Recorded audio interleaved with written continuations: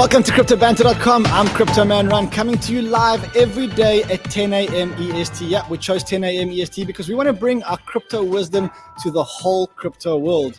And if you look at it, it's 7 a.m. on the West Coast, it's 10 a.m. in New York City, 3 p.m. in London in Europe, 5 p.m. in Africa, and it's showtime right here on CryptoBanter.com. And if you have been watching our shows, you'll know that Ethereum is breaking the all-time highs. And if you have been watching our shows, that's not a big surprise for you that Ethereum is breaking its all-time high. In fact, right now, as we speak, Ethereum is breaking through the $1,420 level, making it go right through its all-time high.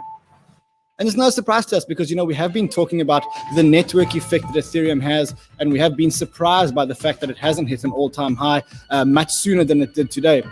But if you've been following my tweets, you would have seen that I posted a tweet over the weekend, which did some very basic maths. And what it said is, EIP 1559 plus CME futures plus the bull market equals a $4,000 Ethereum by March. Now, let's take a closer look at what was meant in that tweet. Well, the first thing is that Ethereum is moving to proof of stake. It's just launched ETH 2.0. ETH 2.0 is the first step in moving Ethereum from the same mining system as Bitcoin, which is known as proof of work, to a more efficient, more fair mining system, which they call proof of stake. And that launch went off pretty seamlessly with a lot of Ethereum staked, which means that a lot of people believe in ETH 2.0.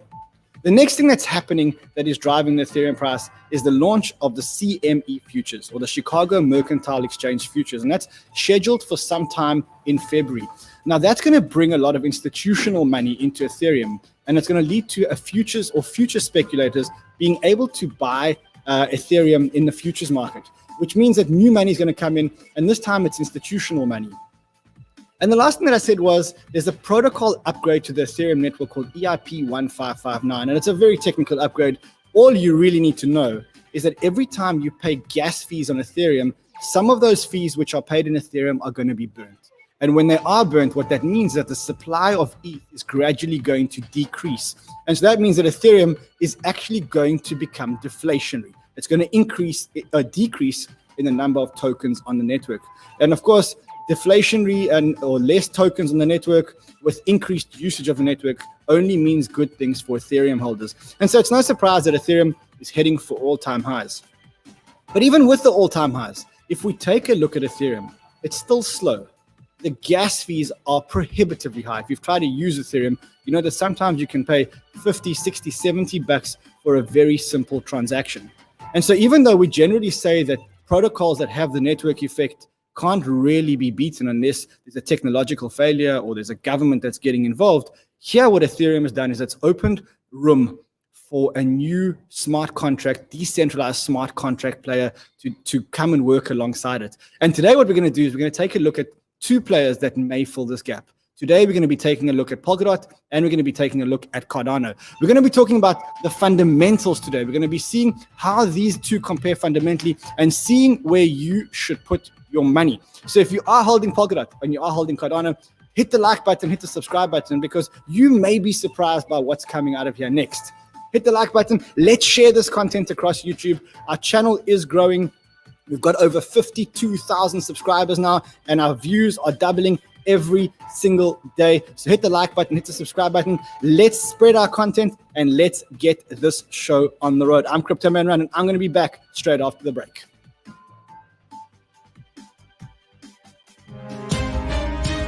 Crypto Banter is the world's first interactive social cast for the crypto community. Get the latest news, views, interviews, and live conversations with crypto enthusiasts from around the world. This is where you call in, you make the show, and you bring the banter. That's CryptoBanter.com, where you talk crypto.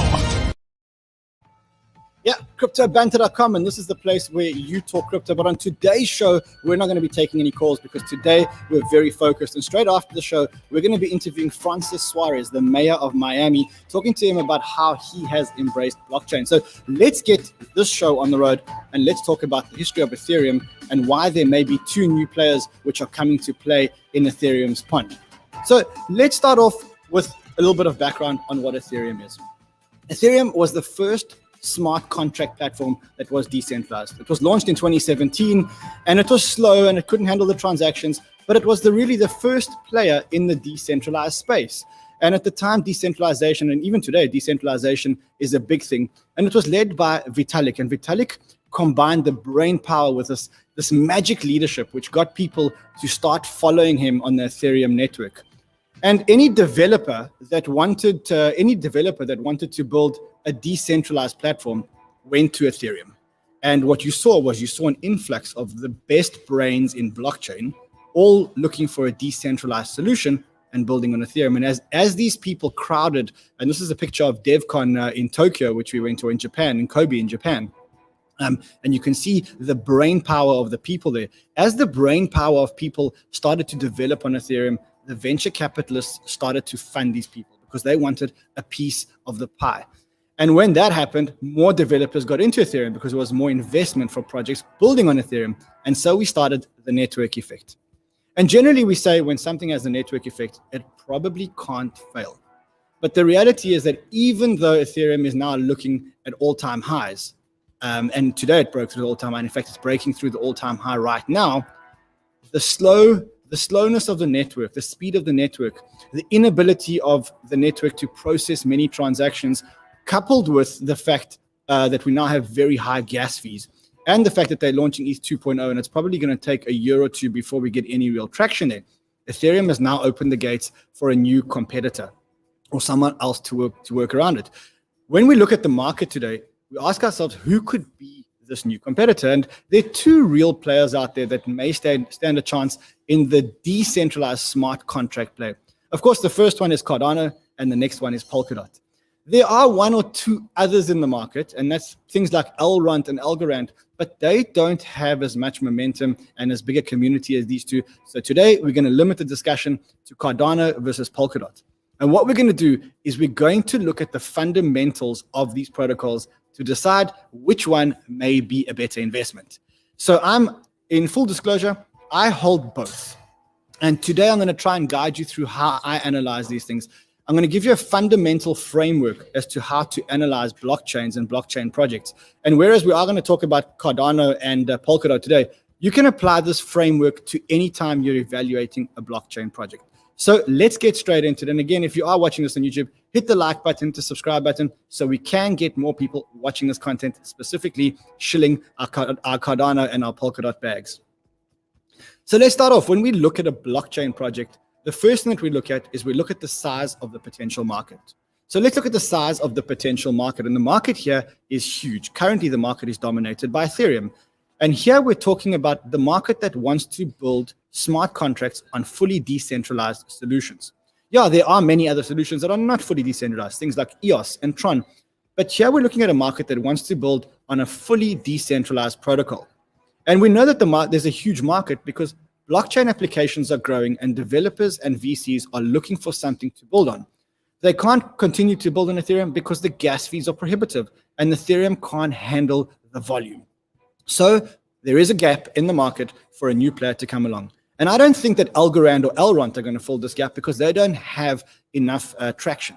And so we've opened the market up wide for either Polkadot or Cardano. The next thing that I want to take a look at is I want to take a look at the founders of the project. Whenever you're evaluating a project, what you want to see is you want to take a look at the founders of the project. And if you look at Ethereum, in fact, before we talk about the founders, I think it's very important to understand that when you talk about the founders of a project, and specifically a decentralized project, the founders are not that important as the project progresses. They're very important in the beginning because they build the technology and they start getting the network effect. But as time goes on, the network starts to govern itself. And a good example of this is if you think about Vitalik in 2017 or 2016, when he founded Ethereum, he was the brains trust. He was the leader of Ethereum. He was the one speaking at all the conferences. But as time goes by, and in fact, if you look at the protocol today, the protocol isn't reliant on Vitalik anymore. And if something did happen to Vitalik, it wouldn't be that important. But these founders that we're talking about are very, very, very evenly matched. In fact, you've got Charles Hoskinson. He's a 33-year-old mathematician. He's an absolute genius. He was also one of the original founders of Ethereum. And then he left Ethereum and started IOHK. And he built the Cardano, and IOHK is the company that built the Cardano protocol. Then on the other side, you got Dr. Gavin Wood. Now, Dr. Gavin Wood is also no underachiever himself. He was a doctor. He's a doctor. He was at Microsoft, and he also wrote the Ethereum yellow paper for the Ethereum virtual machine. And he also wrote the programming language for Ethereum, which is called Solidity. He then left Ethereum to start Parity Labs. And Parity Labs is the company that built the Polkadot network, or is building the Polkadot network, and built the Kusama network. Now, very important to note that both of these founders are very, very, very active in the blockchain space, recruiting and building a community. So the two founders are very, very, very evenly matched. And there's not much in it when you look at the one compared to the other. In fact, they're both amazing guys. Charles Hoskinson has been on our show a few times, as you'll know. He's a great guy. He has an amazing ability of taking something that's very complicated and mathematical and making it simple for people like you and I to really understand. Now let's look at the more important part. Let's look at the actual technology that these protocols are promising us. And let's start off by looking at the technology that is built on the Cardano network. So what exactly is Cardano? What are we actually looking at here? Well, Cardano is a proof of stake blockchain.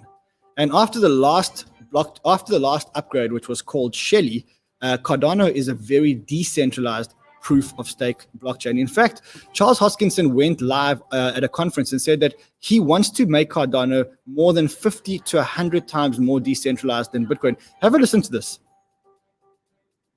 Decentralized cryptocurrency in the world, probably 50 to 100 times more decentralized than Bitcoin. So there he was at a conference saying that he wants to make Cardano more than 50 or 100 times more decentralized than Bitcoin. And he's well on the way, because what they've done is they've implemented staking or validators on the Cardano network, and they've done it in a very genius way. What they've done is that they've created a staking mechanism whereby the bigger the pool gets, the less the staking rewards are for that pool. And that disincentivizes people from holding their tokens in that pool, and allows them to move that through another pool. And we'll talk a lot about the Cardano staking in a bit. What you need to know, though, is that today Cardano can't do smart contracts. That's coming with the next upgrade, and that's called Gogan, and that is scheduled for some time in early Feb. So that is the technology behind Cardano. Now let's take a look at the technology behind Polkadot. Because as I said, today I want to compare the two technologies, and I want to compare all the fundamentals. So let's look at the technology behind Polkadot. Polkadot technology goes way beyond smart contracts. And in fact, what they've done here is they've set out to tackle some of the biggest problems of blockchain. And of course, the two biggest problems of blockchain are scalability and interoperability. And Polkadot has a unique design where they have a main chain, which is known as the Polkadot chain. And then they have a whole lot of parachains or side chains. Now, these parachains or side chains are designed to do specialist computations. So if you think that you have a blockchain that is good at specialist computations, you can bid or you can pitch in an auction to make that a side chain on the Polkadot network. And so what inevitably lands up happening is that all the complicated computations are done on the parachains. And they only use the main blockchain to post the results or to post the hashes. And so what happens is you get this main chain or this main highway, which is not very full of traffic. And then you get all the hard work being done on the side roads. And that's effectively the main chain versus the parachains. Now, what we also have with Polkadot is they're solving the interoperability of blockchains by building a bridge between other blockchains and Cardano and Polkadot. And specifically here, they're talking about building a bridge from Ethereum to Polkadot. And that would mean that computations can be done in Ethereum and then posted to the main blockchain. So technologically, we see that Cardano is a very linear blockchain that does smart contracts and is going to do them very well after the upgrade in February. But then we're going to be talking about, but then you've got Polkadot, which is a complete redesign and allows for multiple chains with multiple people working on each chain, and really designed to get much more of the network effect. So the next thing I want to look at is I want to look at the staking of Cardano versus Polkadot. And here, if you look at stakingrewards.com, what you'll find out is some very interesting statistics that paint a very good picture. If you look at the staking on Cardano, you can stake, today the staking rewards are at 4.2%. And 70% of all the tokens in the network are staked today. Cardano doesn't have a lockup period for their staking, which means that you can stake your tokens and you can move them in and out of the staking very, very quickly. So if you want to move them out of the one pool into another pool, or if you want to move them completely out of the staking rewards to an exchange, you can do this on the Cardano staking. The rewards for staking on Cardano are very low. In fact, they're only about 4.2%. And what you can see is that even at 4.2%, 70% of the tokens on the network are staked. And that tells you that there's a lot of people that are very confident about the network. Then we look at Polkadot staking. And Polkadot staking now yields a 14% return. And with that 14%, 60% of the network tokens are staked. However, Polkadot does have a lockup period. And that means that if you stake your tokens and you want your tokens back, you're going to have to wait 28 days to get your tokens. And that has dissuaded many people from staking their tokens. And that's why even at a higher rate of return, as you can see over here, you've got a higher rate of return. You've got a 14% rate of return versus a 6% rate of return. People have opted to stake, or only 60% of the network is being staked. Here are the stats. As per stakingrewards.com. And you can see that at a price of $17 earlier, the rewards were 13.84% and 59.7% of the network was staked. And with Cardano, at only a 4.29, 69.2% of the network was staked. And that really shows you the health of the network. It shows you that Cardano holders are willing to participate in the network or want to have a part in the network and validate these transactions, even at a 4% return. Now, the biggest thing around these networks is, of course, the network effect. And can they achieve the network effect? And that's why what I like to do is look at how successful these companies or protocols are in building an ecosystem. This is, for me, the main variant or the main thing that I look at when investing in a blockchain project, because it's not only about technology. It's how well you can use that technology, build an ecosystem, and achieve the network effect. And how you build an ecosystem in the blockchain is you get or you attract the smartest developers to build on your blockchain. You attract the best projects to build on your blockchain, and then the VCs come and start funding these projects. And the more funding you get on the projects, the more you get, the more network effect you get, because the more people start building on the projects. And this is where I think Polkadot really wins the race. So if you look at the Polkadot ecosystem, Polkadot has an amazing ecosystem today. Here are some of the Polkadot projects that we've spoken about on our show. We've spoken about Kusama, we've spoken about Polkastarter, we've spoken about Fala Network, we've spoken about Robonomics, and we've spoken about Ren. And the Polkadot ecosystem is actually much bigger than this. For me, the biggest revelation about Polkadot is that they launched Polkastarter. And even though Polkastarter is network agnostic, just by the name Polka, you know that it's designing itself to launch Polkadot type projects. And this has been a springboard or a fast track mechanism for building a network around the Polkadot system. And this is where Polkadot has started to gain huge traction. They've got this big network building on the Polkadot ecosystem. Whereas when we look at Cardano, Cardano has a very small ecosystem building on the network. In fact, most of the development of the infrastructure today is being done by IOHK, which is the company that Charles Hoskinson started and is the company that is funding the growth of the Cardano network. One thing to consider, though, is that it's very hard to build on Cardano because they don't have smart contracts yet. And possibly when they have smart contracts, that equation is going to change and more people are going to be building on Cardano. But in the meantime, Polkadot has a huge springboard. And as we've said to you guys before, if you look at some of these projects, some of the best projects in the market or the most hyped projects in the market are currently building on Polkadot. So with all of that in mind, let's talk about how I would summarize this. You've got two founders who are very much evenly matched. You've got two very different technologies. You've got Cardano on the one side, which is a linear blockchain, which is going to process a lot of transactions in a very, very, very decentralized way. And then you've got Polkadot, which is a real game changer because they are tackling interoperability and scalability. You've got Cardano launching smart contracts in Feb. Polkadot's only going to launch its network much later in the year, maybe even in 2022. But the biggest difference between these two is that there are already a lot of projects that are building on Polkadot and very few that are building on Cardano. Now, we know that Charles is a genius. And we know that Charles has gone the route of trying to get adoption, or IOHK trying to drive the adoption of Cardano.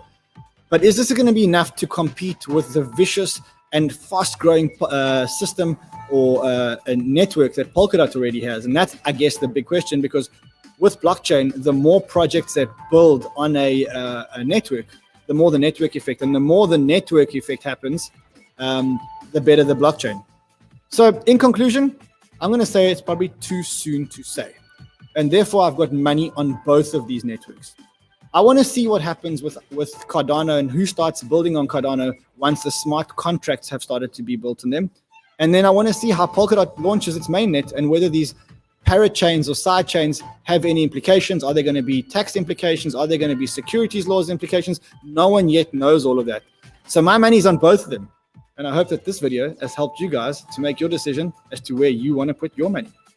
I'm CryptoManRun, and if you have enjoyed this content, hit the subscribe button, hit the like button one more time, give me some love, and I'll see you again, same time, same place tomorrow, right here on CryptoBanter.com at 10 a.m. EST.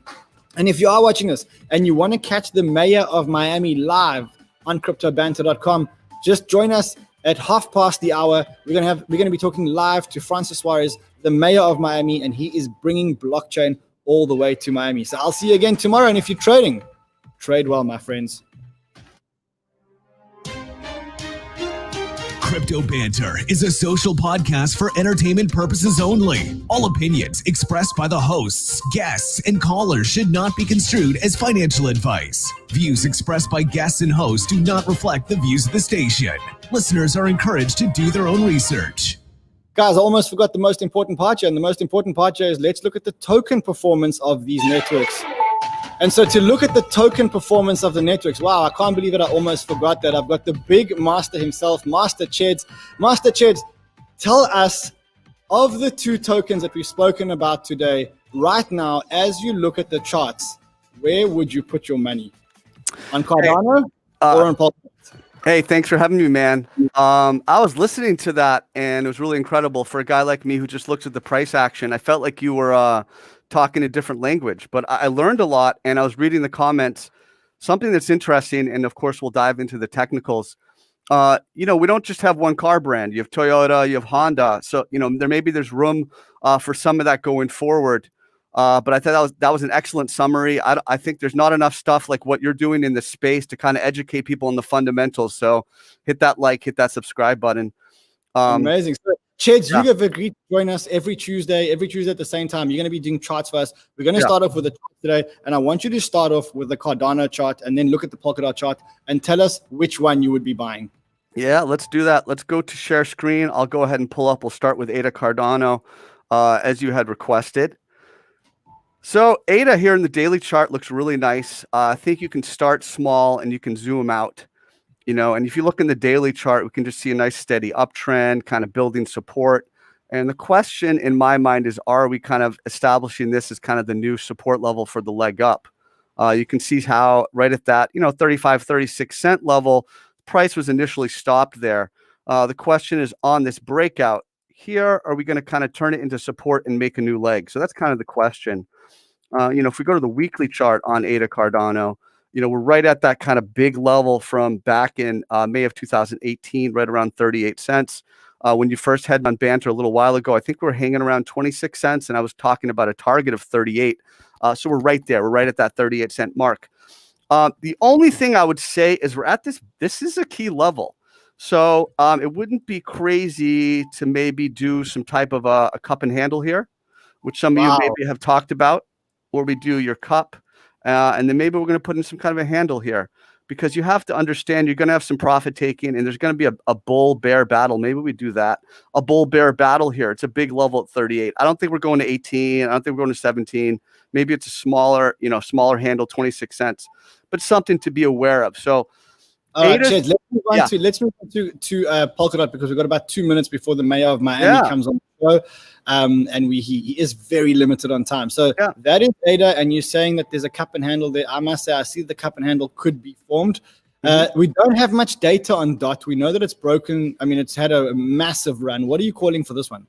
I would actually pick DOT here because we have the blue sky breakout. We don't have that key level. We have a similar scenario. Now, last time I was on, we were right up here at around 18, 19. I said, look for a buy here in this zone. We kind of got a little bit of a taste, a little touch of it. So in that 15, 16 level, we're attempting to stair step, use this as a level. It's a very strong uptrend. We have the RSI strong, OBV strong. It's blue sky. I'd probably, for that reason, in that we don't have a key level of resistance here, Rand, I'd probably pick DOT over ADA, just to oversimplify folks for folks. But that's what I would say.